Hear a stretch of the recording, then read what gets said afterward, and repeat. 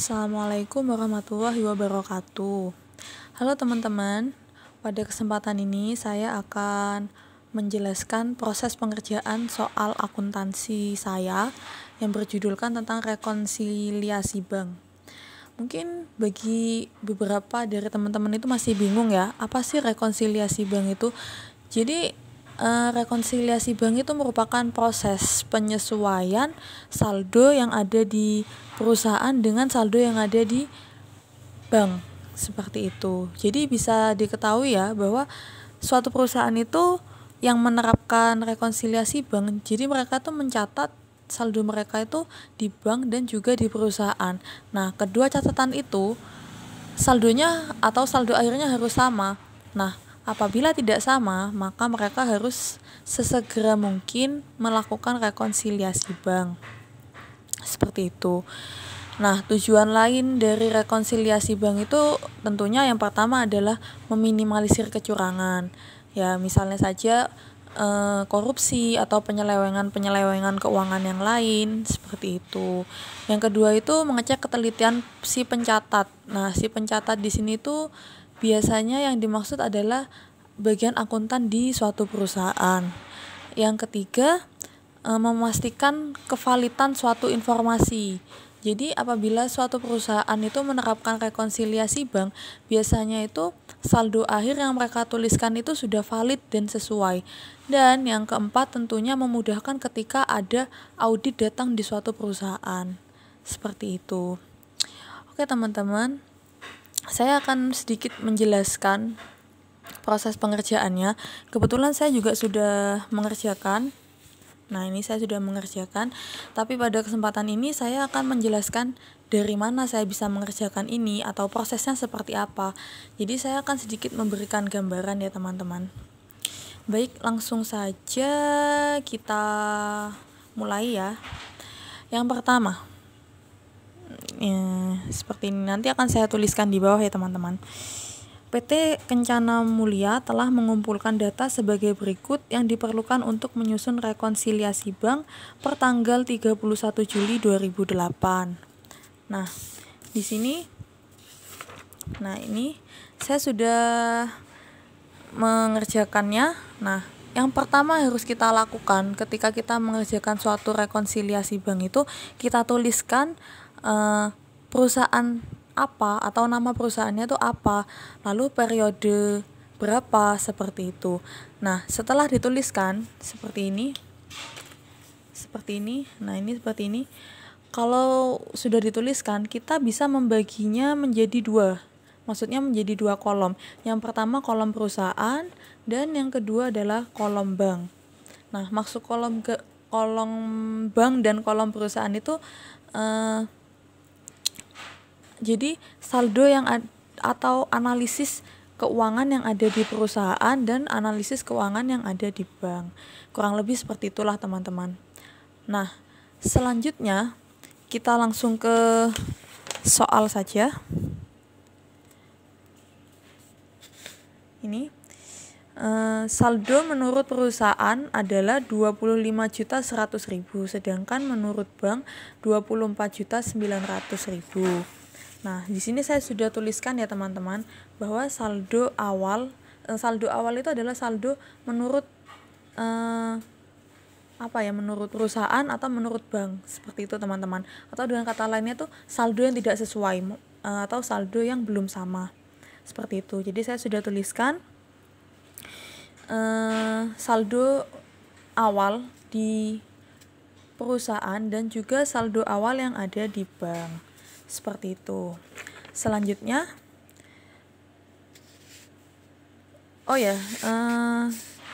selain sebelum kita beranjak ke poin-poin itu, perlu diketahui bahwa di sini pengerjaannya itu dibagi menjadi dua, yaitu bisa ditambah dan juga bisa dikurangi. Nah, kapan ditambah itu ketika kita pengeluaran lebih besar daripada seharusnya. kapan kita melakukan penambahan? Nah, penambahan itu dilakukan apabila penerimaan dicatat terlalu kecil dan pengeluaran dicatat terlalu besar. Sedangkan pengurangan itu dilakukan apabila penerimaan diterima terlalu besar dan pengeluaran dicatat terlalu kecil. Ya, kurang lebih seperti itulah teman-teman. Ya, semoga teman-teman paham ya.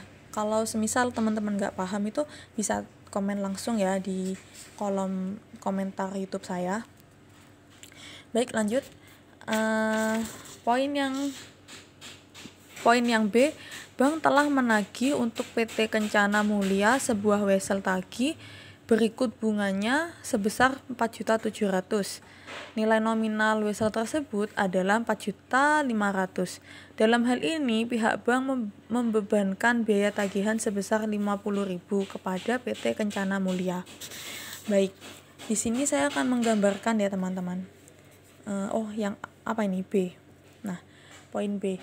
Jadi perusahaan, jadi saya tulis PRS itu perusahaan ya teman-teman, itu menagih wesel tagihan itu kepada perusahaan lain. PRS 2, saya mengatakannya PRS 2. Jadi wesel tagihan itu sama seperti piutang. Jadi ibaratnya kita itu memberikan piutang kepada perusahaan yang kedua ini. Nah, kita mempunyai piutang. Kita punya piutang. Nah, untuk menagih piutang di sini tuh kita menggunakan jasa bank. Di sini bank. Nah, jadi bank ini yang akan menagih piutang ke perusahaan kedua ini. Nantinya uang itu akan diserahkan kembali kepada perusahaan yang memberikan piutang ini. Jadi prosesnya seperti itu teman-teman. Nah, di sini diketahui bahwa piutang yang kita miliki plus bunga itu sama dengan 4.700.000 rupiah, dan biaya penagihan ini digunakan atau diperuntukkan bank ya. Jadi kita itu membayar atau mengurangi 50.000. Nah, di sini bisa dikatakan bahwa di bank itu kan pasti sudah dicatat ya, pengeluaran atau pemasukan yang ini pasti dicatat. Nah, maksud dari poin B tadi itu di bank itu sudah dicatat, tapi di perusahaan itu belum dicatat. Maka dari itu kita perlu melakukan pencatatan. Yang pertama, piutang plus bunganya itu akan kita tambah di perusahaan.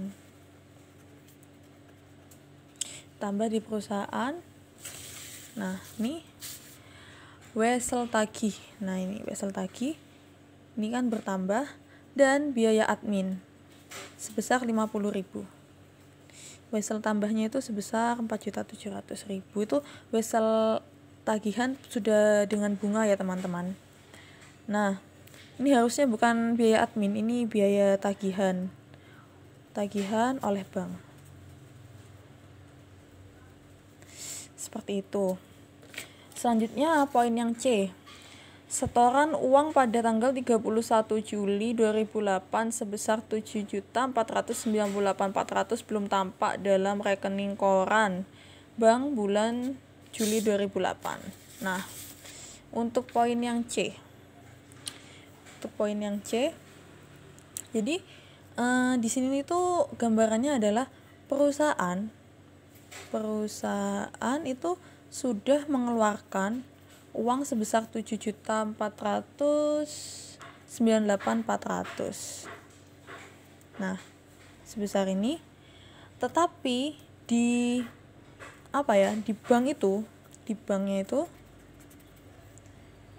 bank ini masih belum ada. Sehingga kita perlu melakukan pencatatan di bagian banknya. Di sini, teman-teman. Nah, di sini 7.498.400. Ya, kenapa ditambah? Karena ketika kita menyerahkan uang atau menyetorkan uang ke bank itu kan saldo yang ada di bank tuh kan bertambah gitu. Jadi di sini masuk ke yang ditambah. Seperti itu teman-teman.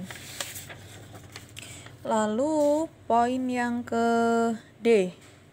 Bank telah keliru membebankan biaya cek ke PT Kencana Mulia sebesar Rp401.600.000 ke dalam rekening PT Kencana Mulia. Nah, gambarannya itu teman-teman, bank itu salah membebankan uang sebesar Rp401.600.000. Ini poin yang D ya. Nah, itu dibebankan ke rekening perusahaan itu. Seperti itu. Nah, jadi di rekening perusahaan atau di jurnal koran atau jurnal yang ada di perusahaan itu ini sudah ditulis teman-teman. Tapi di perusahaan itu masih belum, sehingga diperlukan melakukan pencatatan di perusahaan sebesar 401.600. Ini berkurang ya teman-teman. Kenapa berkurang? Karena saldo yang ada di rekening itu berkurang sebesar ini, maka saldo yang ada di perusahaan juga harus berkurang sebesar ini. Nah ini kesalahan bank sebesar Rp401.600.000. Seperti itu. Lalu poin yang ke E. Cek telah dikeluarkan oleh perusahaan tapi belum diuangkan oleh supplier sampai dengan akhir Juli 2008 sebesar Rp800.000. Nah, di sini itu perusahaan di poin E itu sudah mengurangi uang sebesar Rp8.800.000 untuk cek. Ya, jadi itu di perusahaan itu sudah berkurang sebesar itu. Tetapi si supplier itu sudah diterima nih ceknya, tapi masih belum dicairkan. Sehingga ini belum dicairkan ya. Belum cair. Seperti itu.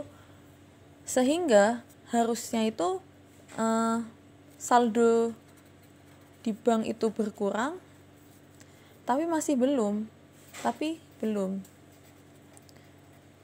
Nah, untuk itu kita perlu menyesuaikan sehingga kita harus mengurangi saldo bank. Nah, saldo bank, ini. Saldo banknya harus dikurangi sebesar Rp8.800.000. Keterangannya adalah cek beredar. Seperti itu teman-teman. Lalu poin yang ke F. Pembayaran utang kepada kreditur sebesar 825 telah keliru dicatat oleh pembukuan perusahaan bagian akuntansi di PT Kencana Mulia. Pencatatan akun kas berada di debit dan akun utang usaha ada di kredit. Nah, ini teman-teman. Poin yang ke F. Nah, harusnya teman-teman ketika kita membayar utang, itu utang tuh berada di debit teman-teman. Karena utang berkurang itu ada di debit. Di sini di debit. Nah, sedangkan kasnya ada di kredit. Karena kasnya berkurang. Tetapi si akuntan ini itu salah teman-teman. Maksudnya salah mencatat. Jadi dia mencatatnya adalah kasnya ada di debit dan utangnya ada di kredit. Sehingga kalau dibaca itu berarti kita menerima utang gitu. Bukan kita membayar utang, yang ada kita malah menerima utang. Nah, tentu saja itu salah teman-teman. Sehingga bisa dituliskan bahwa ibaratnya di sini kita di posisi 0 ya. Kita ingin mengeluarkan uang 825.000 untuk bayar utang. Tetapi kita malah mencatatnya itu menambah gitu. Harusnya mengurangi, di sini malah menambah 825.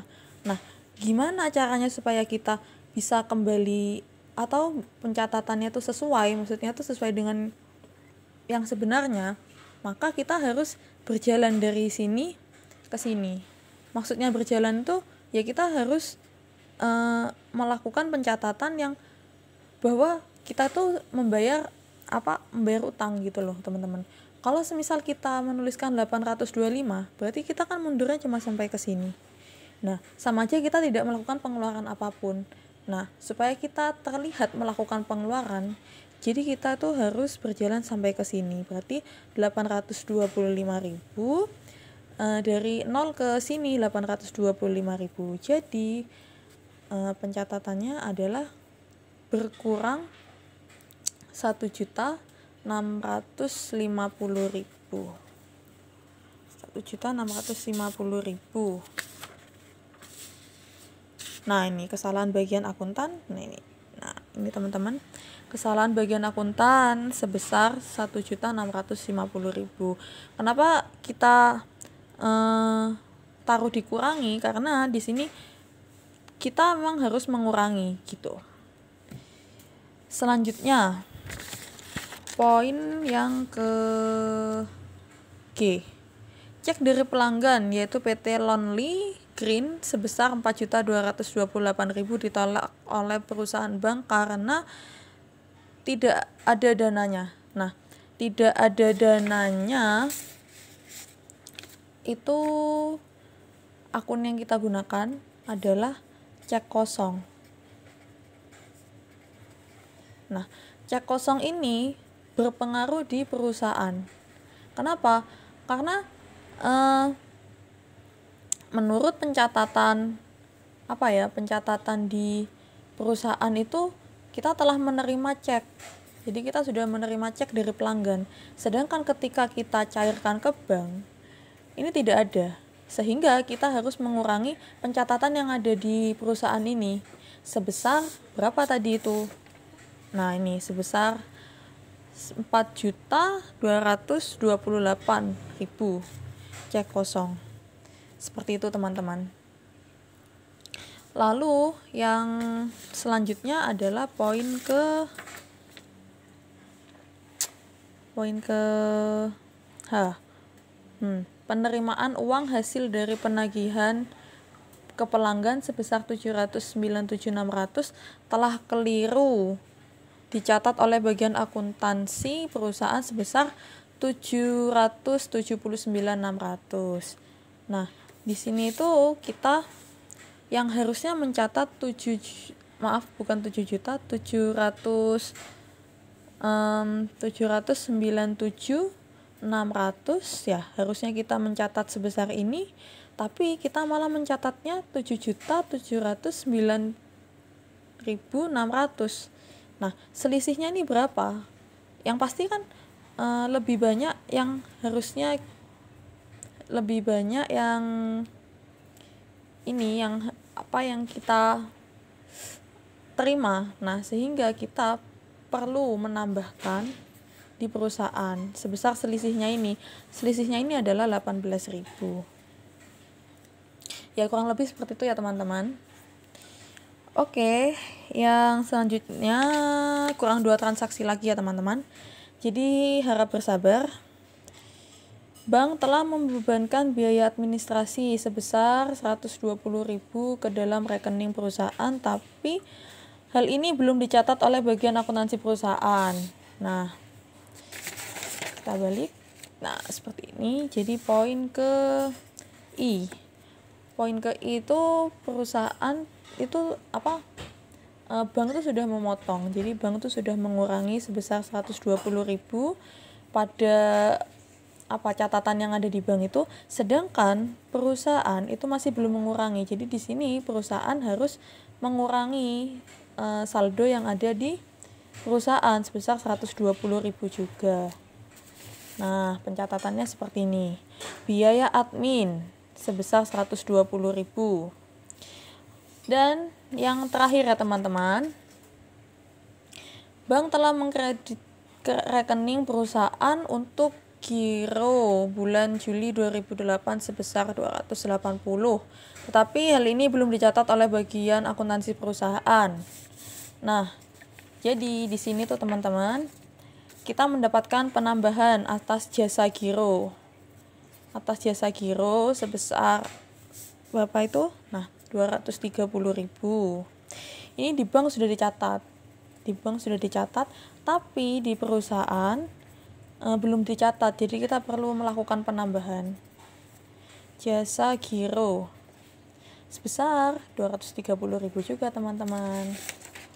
Nah, seperti ini. Nah, ini sudah dicatat 230.000.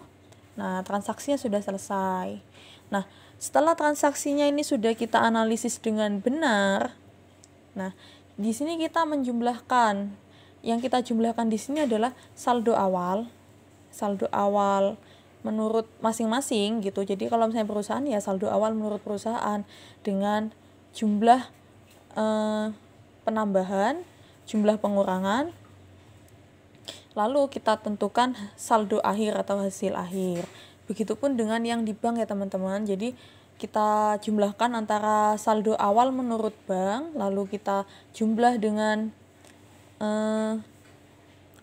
ini transaksi yang ditambahkan, lalu kita tambah juga dengan transaksi yang dikurangi. Kenapa saya bilang ditambahkan? Karena di sini saya sudah menjadikan setiap transaksi yang ada di poin kurangi itu saya jadikan negatif semua, teman-teman. Jadi menurut saya ya tidak salah ketika saya mengatakan bahwa saya menambahkan dengan yang ada dikurangi, karena di sini nilainya sudah negatif seperti itu. Oke, lalu ini dijumlah. Nah, jumlah yang ada di bank dan yang ada di perusahaan itu harus sama, teman-teman. Setelah sama baru bisa dikatakan bahwa ini valid atau sesuai.